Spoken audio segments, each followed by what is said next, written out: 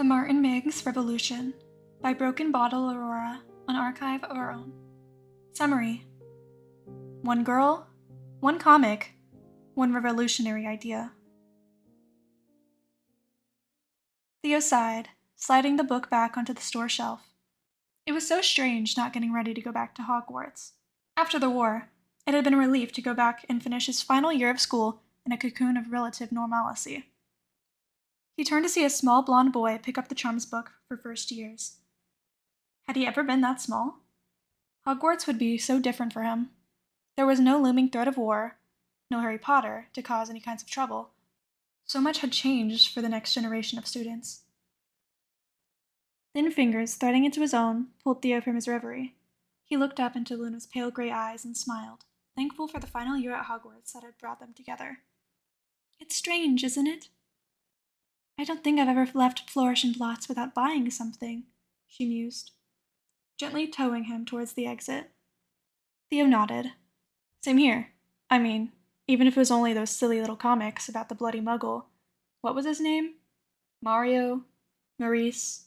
Martin Miggs, the mad muggle. I never would have pegged you for a fan, Luna laughed. Well, it might not have been for the right reasons, Theo muttered, feeling the heat creep up into his cheeks. But they were still hilarious just the same. Luna pointed to a small display near the door. If you're feeling nostalgic, we could pick up a couple. He raced to the spinning rack and began thumbing through the various volumes. Merlin, he breathed. It's been years since I read these. They walked out with half-dozen comic books, and after the quick stop at the grocery for snacks, popped back to the Lovegood house to peruse them. For the love of Merlin, Theo cackled, shoving a handful of popcorn into his mouth.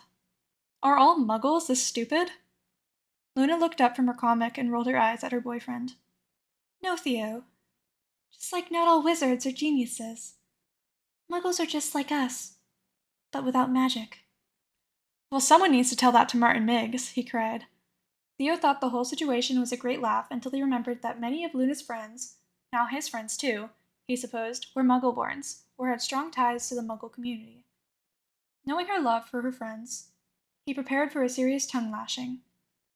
Instead of getting upset, he simply watched Luna cock her head for a moment and then turned to stare pensively at the comic book for several minutes. Theo shook his head, sure that he could hear the gears turning in his head. A month later, Theo was just about to get up from the kitchen table to go check the flu for his girlfriend when Luna strode through the door, stood across from him, and slapped a copy of Martin Miggs right next to his glass of pumpkin juice. We bought it, she said with a grin. Theo furrowed his eyes. You do typically have to buy the comic before they let you leave the store with it, he replied slowly. Luna rolled her eyes. No, silly. Daddy bought the Martin Miggs comic production. It's now a separate branch of the Quibbler, and he's putting me in charge of it. He stood up and quickly pulled her into a warm embrace. That's great, babe. I'm excited for you. I'm going to need a subscription immediately, he said, placing a smacking kiss on her forehead. I'm thrilled, she gushed. And I'm really looking forward to the direction my creative team is planning on taking it.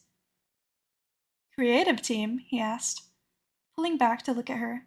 When did that happen? Luna blushed and began chewing her bottom lip.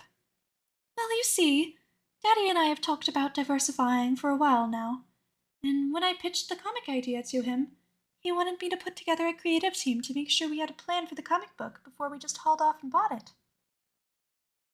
Theo shook his head and wrapped his arms around her again. Sometimes I forget what a planner you are, darling. I'm sure you and this creative team are going to do a great job with old Martin. Who's on this team? Anyone I know? He felt Luna smile into his chest and said, Oh, there might be a few familiar faces. Theo's first copy of Martin Miggs' Muggle Mastermind arrived by Owl 2 weeks later. As he picked at his breakfast, he acquainted himself with the reinvented maid character. The new Martin Miggs was an electrician, and he also fancied himself an inventor. The first edition showed how Muggles had found a way to light their homes, run appliances, and keep things warm and cool, all without magic. Upon first glance, Theo had been skeptical. By the end, he was thoroughly impressed that Muggles could figure all that out, and without magic. Luna promised that the future editions of the comic would include various other technologies, including something called mobile telephones, whatever that was, in order to try to help wizards better understand and blend with the Muggle world. Theo thought it was a pretty genius way to reach children and adults alike. Luna simply nodded and gave him a knowing smile. When he asked if he could meet the creative team, she denied him. They as a whole had decided to keep it a secret as to protect themselves from the probable repercussions, especially from upcoming editions. He shook his head, wondering what other novel ideas his girlfriend was planning to thrust upon the wizarding world without their even knowing. 6 months flew by, and Theo surmised that the new Martin Miggs was quite well received by the wizarding world overall. It was also having the effect Luna wanted. Newspapers said that Muggle-related incidents were at an all-time low, and relations with their government were better than ever. It seemed that most witches and wizards finally understood that, despite their lack of magic, Muggles weren't all that different from themselves. They'd even developed some incredibly creative ways to live without magic, some of which worked even better than charms and potions. Luna shared that, thanks to all the positive overall responses, she and her creative team were getting ready to roll out a new set of changes to Martin's life. When he questioned her about it, Luna just grinned and told him that he'd have to wait like everyone else. The next several editions of Martin Miggs' Muggle Mastermind saw Martin propose to his girlfriend Maria, getting married, and having children. Perfectly normal stuff. The uproar came when Maria revealed that she'd be going back to work after having the child. Relatively unheard of in the wizarding world. But as readers watched her talk it over with Martin, her doctor, her family, and even herself, her reasons seemed logical and reasonable. Many young witches found themselves questioning what they had always been expected of them.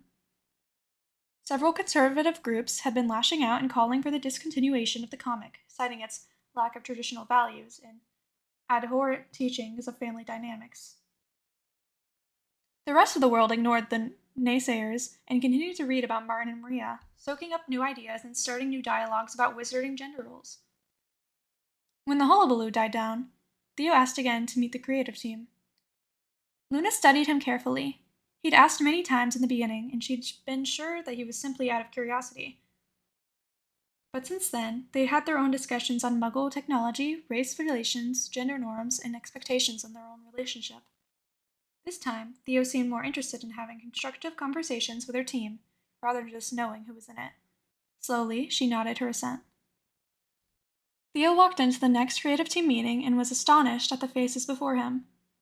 Hermione Granger, Harry Potter, Dennis Creevy, Justin Finch Fletchley, Michael Corner, and more. Even Millicent Bulstrode.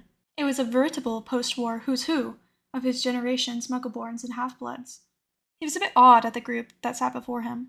They'd done in 18 months, with one comic, what no group with a full Wizengamot had managed. Bring the wizarding world nearly into the 21st century.